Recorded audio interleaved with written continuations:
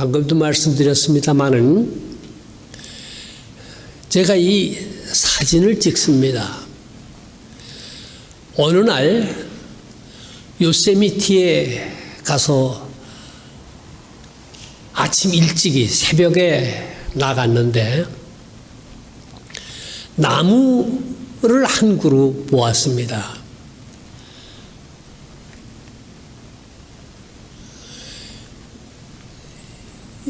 이 나무를 보통 때도 오면서 가면서 봤어요. 그런데 그날은 안개가 자욱하게 끼어 있었습니다. 그리고 눈이 조금 이렇게 보이고 그 뒤로 안개 속에 나무들이 보이는데 유독히 이 나무가 눈에 띄어 저에게 보였습니다.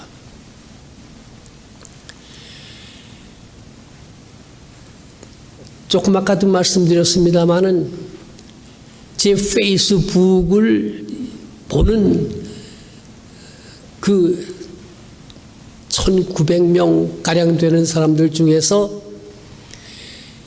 제 두 딸이 아주 굉장히 그 날카로운 비판을 하고 날카로운 눈을 가졌습니다.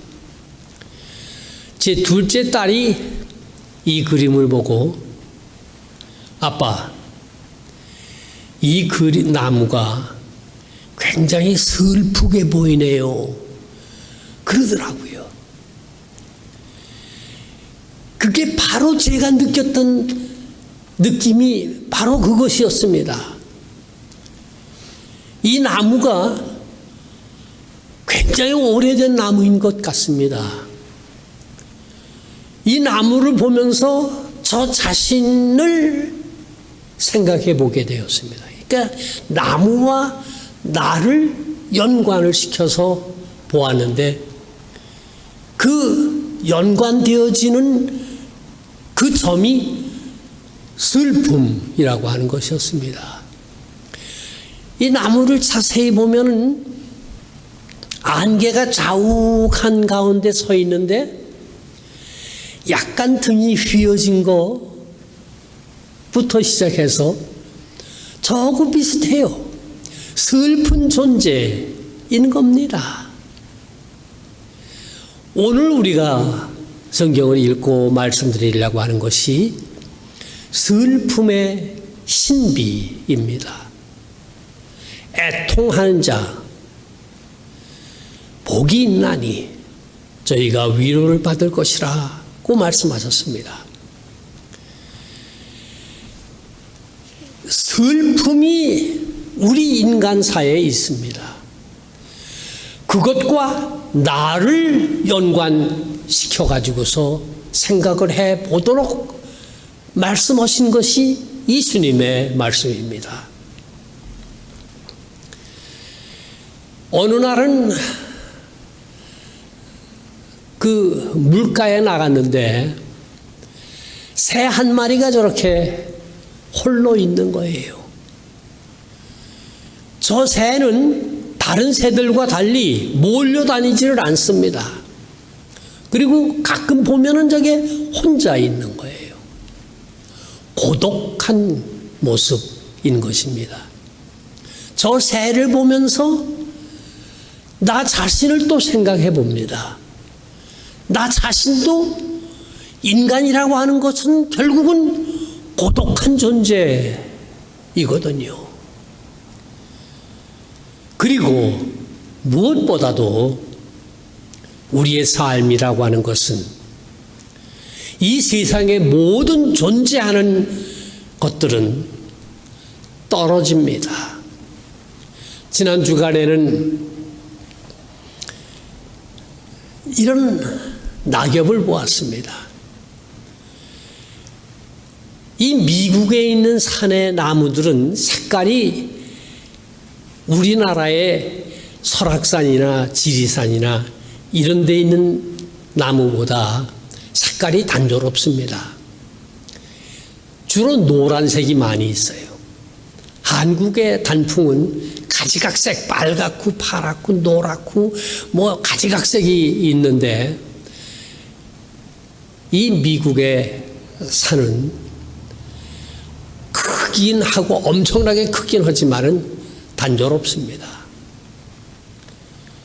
그리고 저 단풍 나무들이 하나씩 둘씩 떨어지고 있었습니다.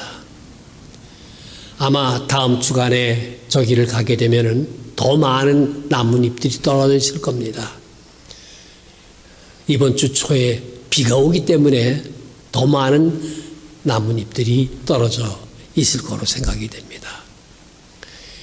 길가에 떨어져서 사람들의 발에 밟히는 이 낙엽들을 보면서 이 대자연 속에도 슬픔이 있구나, 이런 것을 느끼게 됩니다. 우리 한국 사람뿐만이 아니라 전 세계에 있는 사람들 중에 이런 걸 안 느끼는 사람이 없을 겁니다.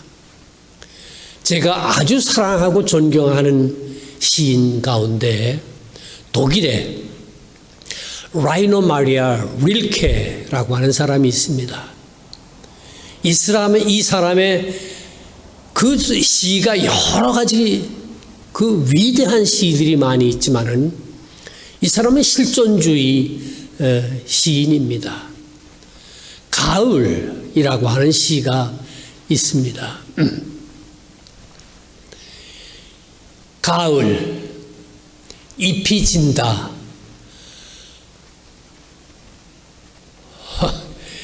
이게 이쪽을 봐야 되겠구만요.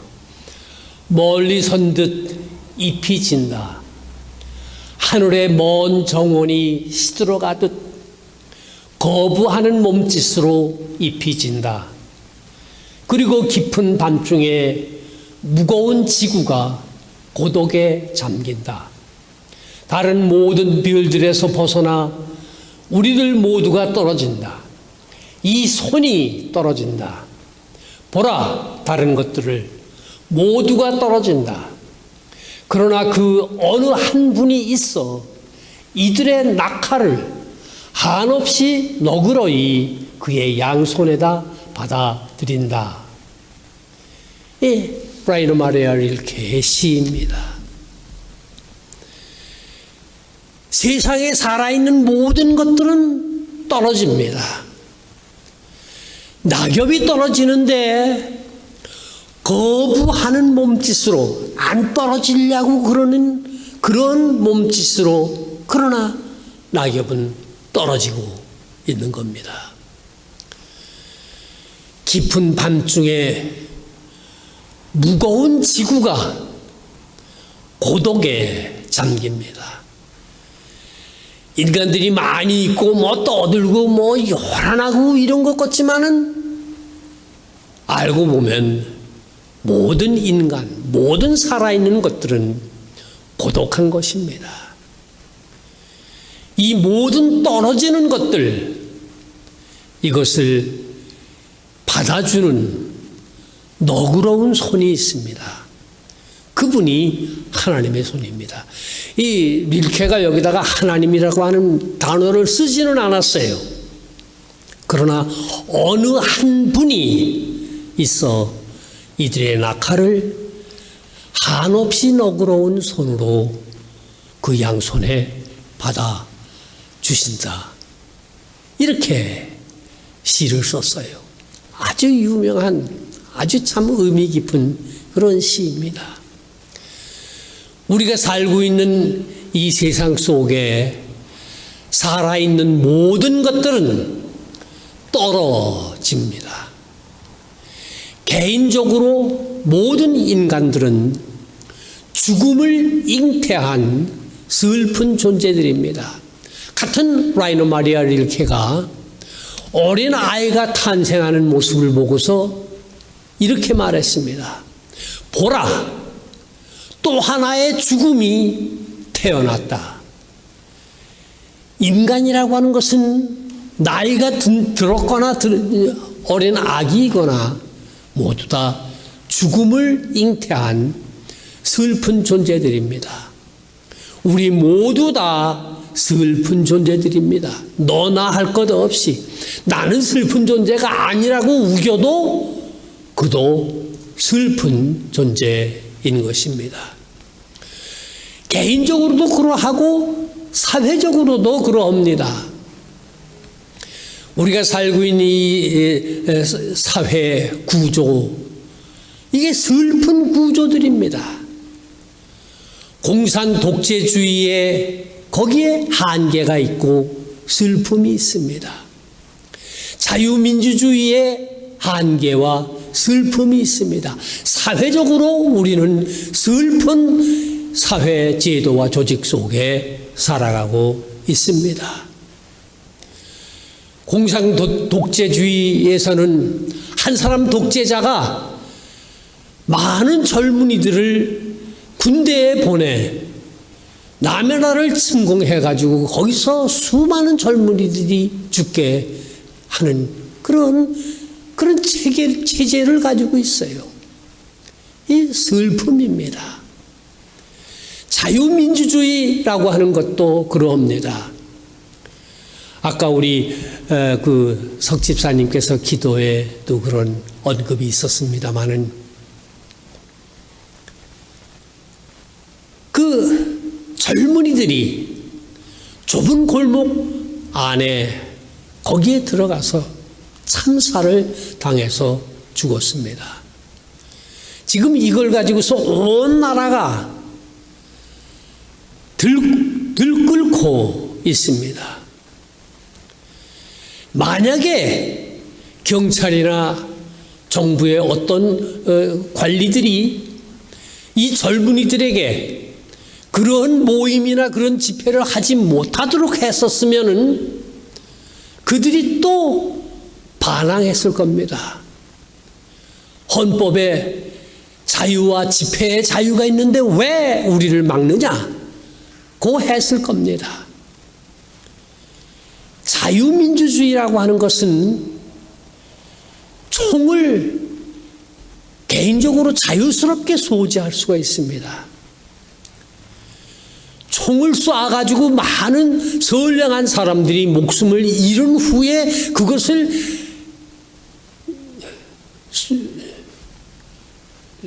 조사를 하고 그 범인을 찾아내고 이런저런 일을 하기는 하지만은 그건 다 이미 희생자들이 목숨을 잃은 후에 하는 일입니다. 자유민주주의라고 하는 것은 한계가 있고 이것이 또 사회적인 슬픔인 것입니다. 어디를 돌아보아도 우리가 살고 있는 이 세상 속에는 개인적으로든 사회적으로든 슬픔이 있습니다. 이게 현실인 것입니다. 예수님께서 이 세상에 사실 때에도 그런 현실을 보셨습니다. 옛날에도 그러하고 지금에도 그러하고 이런 슬픔의 현실에 직면했을 때 어떤 사람들은 비난의 대상을 찾으려고 노력합니다. 이게 누구 탓이다, 누구 때문이다, 누구를 파면시켜야 된다. 이렇게 하고서 비난의 대상을 찾으려고 하는 사람들이 있습니다. 파괴적이고 비생산적인 것이고 이미 참사를 당한 현실 위에 또 하나의 참사를 더하는 그런 일들을 하고 있는 그런 것들을 오늘의 현실 속에서 봅니다. 향후에 또다시 이태원과 같은 그런 참사는 일어나지 않을 겁니다. 좁은 골목에 젊은이들이 몰려가지고 압살을 당하고 그런 일은 다시는 생기지 않을 겁니다. 왜 그런 일이 다시 생기지 않을 것이냐? 경찰 무슨 지도층 누구를 갖다가 파면을 시키고 무슨 장관을 파면하고 대통령이 사과를 하고 그거 매일매일 나가서 조문을 하고 그 유족들을 만나가지고 위로하고 그러는 사람한테 공개 사과를 해라 하는 그 사람들은 또 뭐냐 이거예요. 예. 어쨌든 간에 이런 사고가 또 안 생길 겁니다. 왜 이런 사고가 안 생길 겁니까? 누구 때문에 이런 사고가 안 생길 겁니까? 경찰을 경질하고 제도를 바꾸고 누가 나가서 사과를 하고 뭐 어쩌고 저쩌고 해서 그것 때문에 이런 참사가 또 안 생기는 게 아닙니다. 이런 참사가 다시는 생기지 않게 하는 막강한 힘을 가지고 있는 사람들은 애석하게도 이 참사 때문에 세상을 떠난 그 젊은이들입니다. 그들이 웅변으로 얘기해요. 우리들은 여기 와서 이 압살을 당해서 이런 그 비참한 죽음을 당했지만은 이걸 본 당신들은 절대 이런 일을 하면 안 된다. 그렇게 웅변으로 얘기하고 있기 때문에 이런 일이 다시는 안 생기는 거예요. 누가 누구를 비난하고 누구 비난의 대상을 찾아가지고 아주 그 보통 때에는 멍청하다가 이거 누구를 비난하는 일을 하는 데는 아주 천재같이 나타나가지고서 가장 똑똑한 것처럼 하는 그런 사람들이 있는데 그 사람들이 다 비난의 대상을 찾는 파괴적이고 비생산적인 겁니다. 정말 슬픔의 비밀은 이 슬픔을 보고 책임을 공유하는 사람들입니다.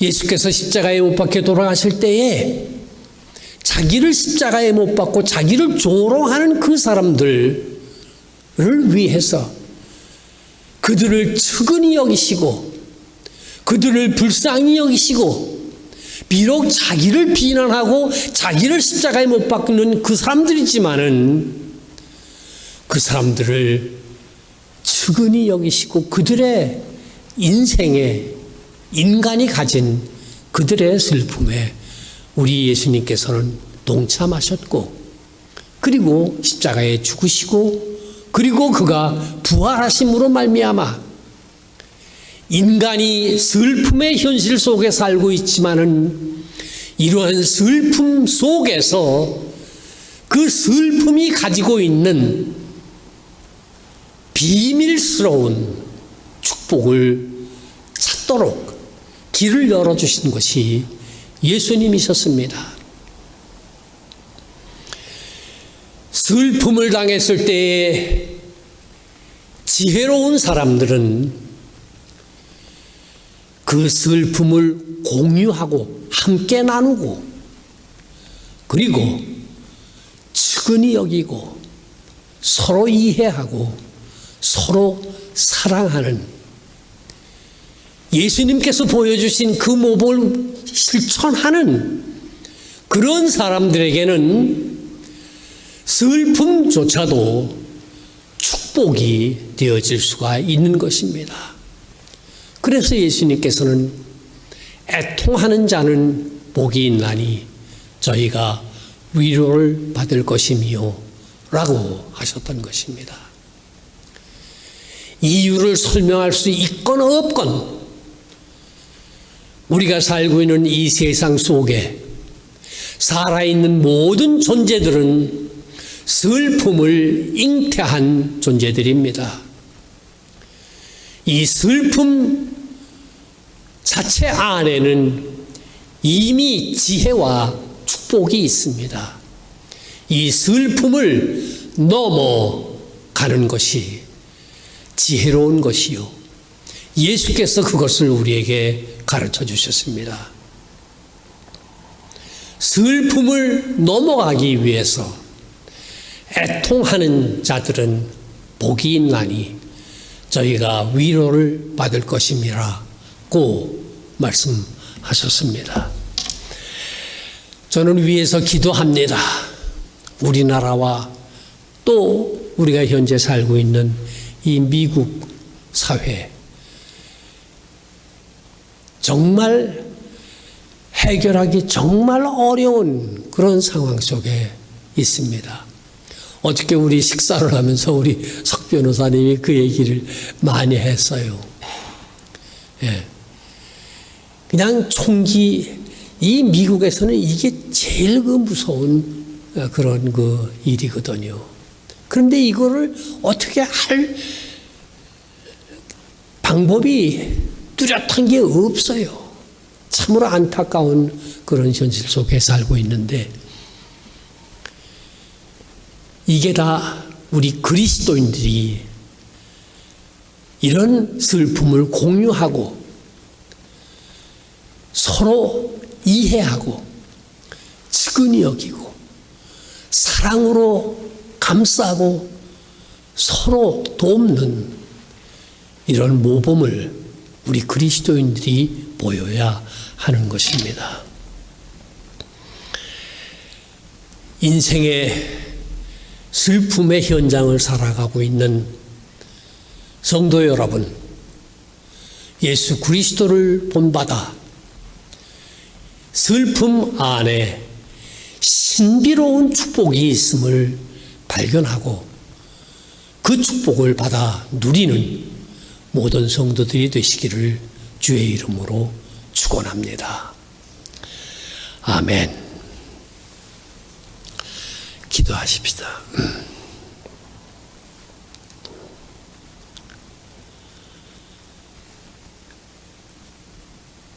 사랑하시는 여호와 아버지 하나님, 우리가 살고 있는 이 프레스노 지역에 많은 하나님을 알지 못하는 이들이 있습니다.